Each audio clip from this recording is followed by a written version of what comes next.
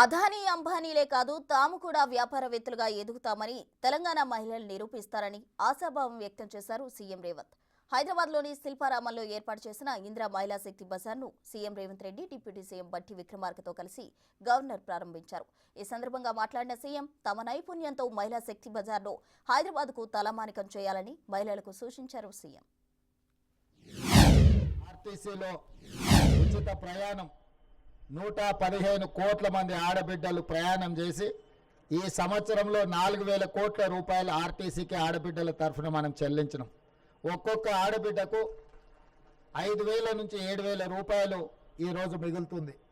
అదేవిధంగా 500 రూపాయల సిలిండర్, 200 యూనిట్లు ఉచిత విద్యుత్తు, అదేవిధంగా అమ్మ ఆదర్శ పాఠశాల నిర్వహణతో పాటు పాఠశాలలో పిల్లల బట్టలు కుట్టే వ్యవస్థ, అదేవిధంగా ఇందిరా మహిళా శక్తి క్యాంటీన్లు, ఈ రకంగా అన్ని విధాలుగా ఈరోజు మిమ్మల్ని ప్రయోజకులుగా చేర్చి వ్యాపారవేత్తలుగా తీర్చిదిద్ది అదానీ అంబానీలతోనే పోటీ పడే విధంగా మన మహిళా శక్తిని తీర్చిదిద్దాలన్నదే మన ప్రభుత్వం యొక్క లక్ష్యము.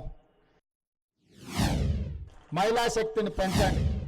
ఆడబిడ్డ చేతిలో నగదు ఉంటేనే మన పిల్లలు బడికి పోతారు, మన పిల్లలు బాగుపడతారు. పండగకి ఇంటికి ఆడబిడ్డ వస్తే సీర సారె పెట్టడానికి ఆడబిడ్డ చేతిలో నగదు ఉండాలి. ఇంటాయన చేతిలో నగదు ఉంటే సాయంత్రం పోయి బెల్ట్ షాపులలో ఇచ్చొస్తాడు.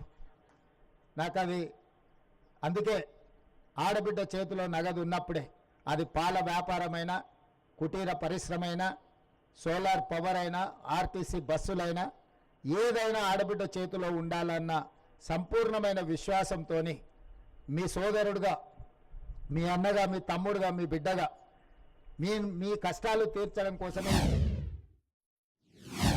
ప్రదర్శించండి. ప్రపంచమంతా ఇక్కడికి వచ్చి చూడాలి. ఎవరి నగరానికి వచ్చినా, చార్మినార్ చూసినా, లేకపోతే గౌతమ బుద్ధుడిని చూసినా, ఐటీ పరిశ్రమలకు పోయినా, అంతర్జాతీయ ఎయిర్పోర్ట్ చూసినా, మీ మహిళా శక్తి శిల్పారామం దగ్గరకు వచ్చి ఇందిరా మహిళా శక్తి ఈ ఆవరణను చూడకపోతే అసంపూర్తి అన్నంత గొప్పగా మీరు దీన్ని నిర్వహించండి. ప్రభుత్వం మీకు అండగా నిలబడుతుంది. మీకు కావాల్సిన అన్ని వసతులను ఏర్పాటు చేసే బాధ్యత నేను తీసుకుంటా. ఇంకా చాలా కార్యక్రమాలు ఉన్నాయి. కొత్త సంవత్సరంలో పాత ఉమ్మడి 10 జిల్లాలు నేను తిరుగుతా. ప్రతి జిల్లాలో 1,00,000 మంది ఆడబిడ్డలతో, ప్రతి ఉమ్మడి జిల్లాలో 1,00,000 మంది ఆడబిడ్డలతో మనం సమావేశం పెట్టుకొని మన కార్యాచరణ తీసుకుందాం. అదేవిధంగా డిసెంబర్ 9 రోజు సచివాలయంలో తెలంగాణ తల్లి విగ్రహ ఆవిష్కరణ ఉన్నది. ఆ రోజు మహిళా సంఘాల సభ్యులందరినీ 1,00,000 మందిని అక్కడికి ఆహ్వానించడం జరుగుతుంది. చీఫ్ సెక్రటరీ గారికి, సీతక్క గారికి ఈ వేదిక మీద నుంచి ఆదేశాలు ఇస్తున్నా. తెలంగాణ తల్లి విగ్రహ ఆవిష్కరణ మీ కరతాల తన్నుల మధ్యలోనే డిసెంబర్ 9 సాయంత్రం ప్రారంభించుకోవాలనుకుంటున్నాం. మేము అందరినీ అక్కడికి రావాల్సిందిగా ఆహ్వానిస్తూ మీ అందరి దగ్గర సెలవు తీసుకుంటున్నా.